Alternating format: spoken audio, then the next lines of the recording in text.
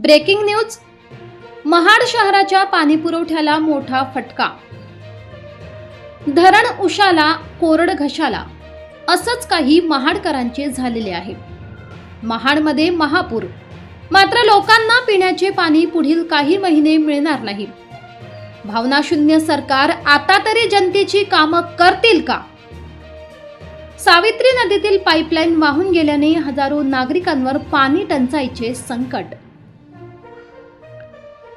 महाड शहराला पाणी पुरवठा करणारी महत्त्वाची पाईपलाईन सावित्री नदीच्या पात्रातून वाहून गेल्याची धक्कादायक घटना समोर आली आहे.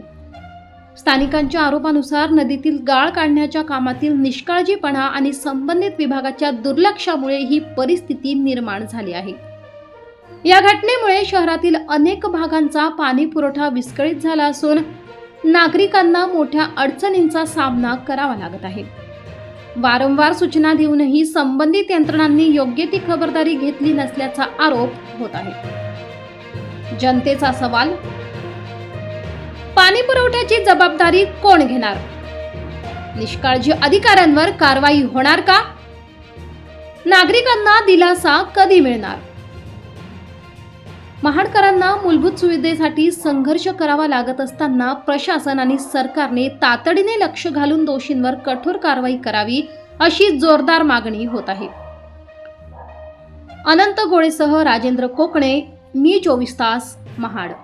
तर मित्रांनो, जर तुम्हाला आमचा व्हिडिओ आवडला असेल तर आमचं चॅनल सबस्क्राईब करा, लाईक करा, शेअर करा आणि बाजूला असलेला बेल आयकॉनवरती प्रेस करा, जेणेकरून तुम्हाला आमच्या चॅनेल्सच्या सगळ्या अपडेट्स प्राप्त होतील.